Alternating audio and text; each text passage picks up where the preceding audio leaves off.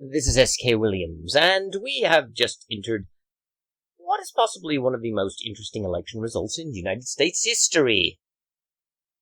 Interesting because it seems they stopped counting,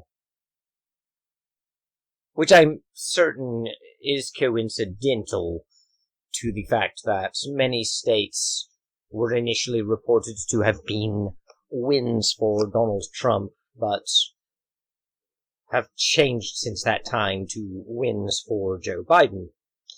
By which I don't mean tentatively. I don't mean that the polls were showing a lead for Trump, but when the polls closed, Biden won. I mean, the polls had closed and they reported a victory for Trump, only for a few hours later, that to be reversed, and them to say, no, we were mistaken, it was really Biden who won.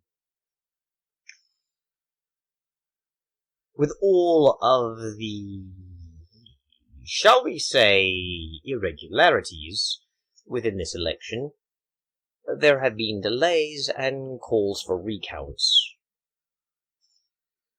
It seems that many have decided to resurrect from the dead to vote in this election, as have animals. And it has been reported that some mail-in votes for Donald Trump have ended up being, well, thrown in the trash where they belong, because we all know that Donald Trump is a fascist dictator and a Nazi. Sorry for the unusual way of speaking, but a certain censorious mentality seems to have descended upon video sharing sites. I find it rather amusing that we are in the situation that we're in. I am a monarchist, and in a hereditary monarchy which people mock today, it's very clear who the heir to the throne is. Which is actually the problem, since we, the people, don't get to pick our leaders, but are just forced to accept the rule of some guy because his daddy was in charge. The electoral system, we are told, is vastly more fair and more efficient and better, but it does seem that there are many inherent problems to it, and one of the ones that is being highlighted in 2020 is the fact that voter fraud can occur. Not that voter fraud is occurring. I'm certain the dead really did resurrect to vote for Joe Biden. He really does seem to speak to the dead and understand their needs and really wants to help them. And since he looks close to joining them, maybe it's because he really relates to them. So perhaps they really did resurrect to vote for Joe Biden. And perhaps it's not good enough to say that Joe Biden loves animals. Perhaps they love him too. Love him enough to vote for him to be president of the United States. But there are some people who have a bizarre conspiracy theory mindset and think the election is, corrupt.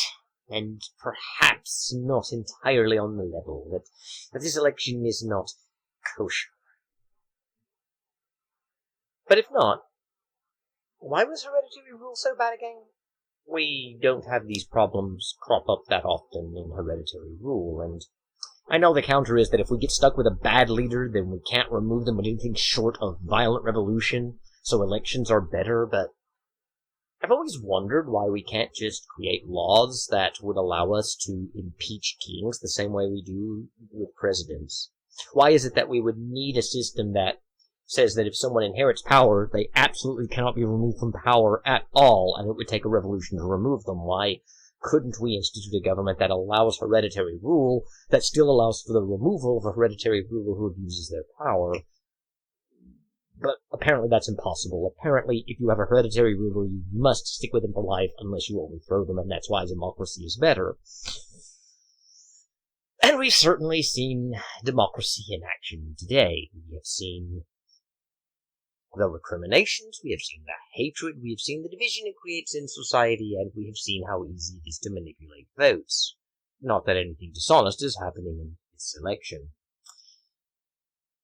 And it makes me wonder if perhaps, just perhaps, we should maybe reconsider whether or not the system of government we have is actually good. It is one of those things that I often think about. I don't really think the way we live in the world today is natural, and I don't think that the founding fathers of America, among the most brilliant men who ever lived, as well as the most honest and most moral, gave us the best system.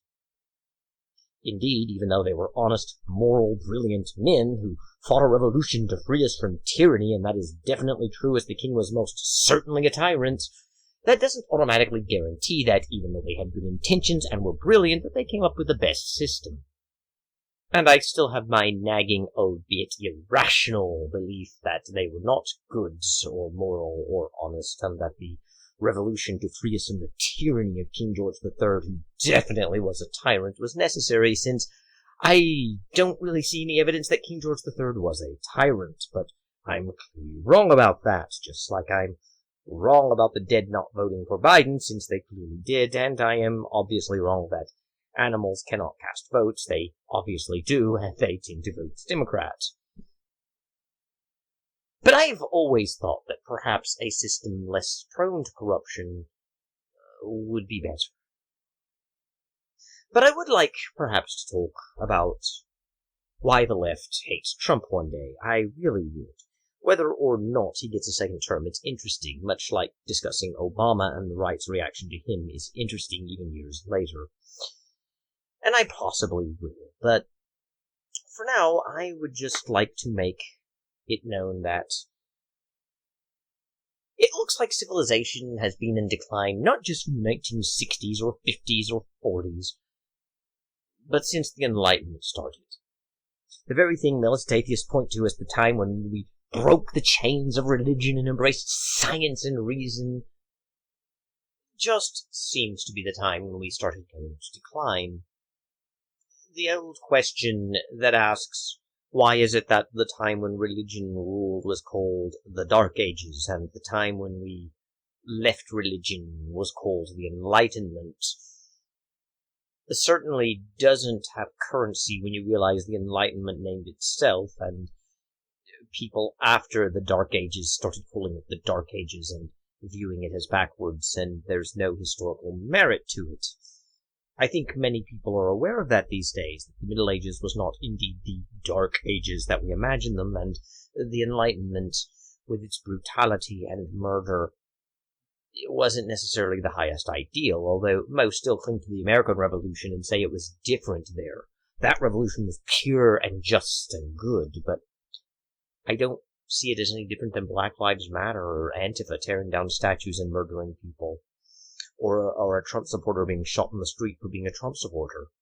I know the difference is that King George III really was a tyrant, we really were denied freedom, we really were under oppression, and they really needed to break the chains, but the more I study history, the less I'm convinced of the truth of that narrative. I don't think King George III was a tyrant, and I don't think America's founders are any different than Black Lives Matter or Antifa. What they fought for was different, sure. And it is true that Black Lives Matter and Antifa are tearing down statues of Jefferson and Washington and other founders because they were slave owners and what have you. And that somehow shows they're against them. But what people don't seem to understand is that doesn't prove they're different on the level that I mean. It's not like, because Black Lives Matter hates Jefferson, therefore Jefferson must have been exactly the opposite to them and must have never endorsed the type of actions they took. But Jefferson, Washington, and other founders did endorse tearing down statues of King George III and other monarchs and other heroes of the past themselves. They destroyed statues, burned down buildings, destroyed churches, murdered people who were loyalists. The only difference is we're okay with that because we're on their side. It's not okay in my book, and I really am afraid of the direction we're going. Either way this election works. If Donald Trump wins the election, America we'll probably see more of these riots. It could even go up to a civil war. I'm not saying it will. It probably won't, but it could. And if Biden wins, They're just going to encourage the groups that did these violent acts.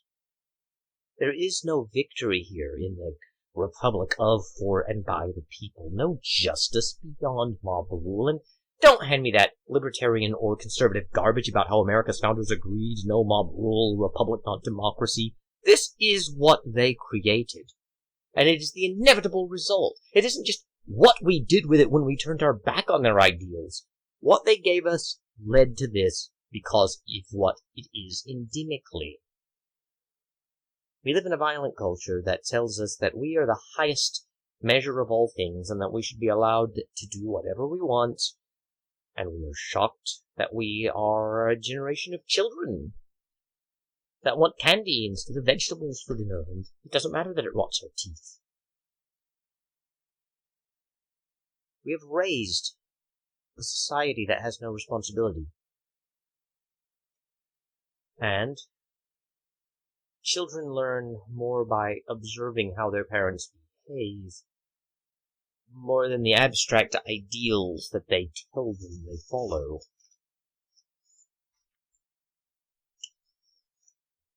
People know that saying you're defending freedom and democracy, whether you are or not, is more important than actually defending it. People know that putting the right spin on a situation so that it fits a chosen narrative is more important. That's why militant atheists insist we understand faith is belief without evidence and view all religion as promoting violence.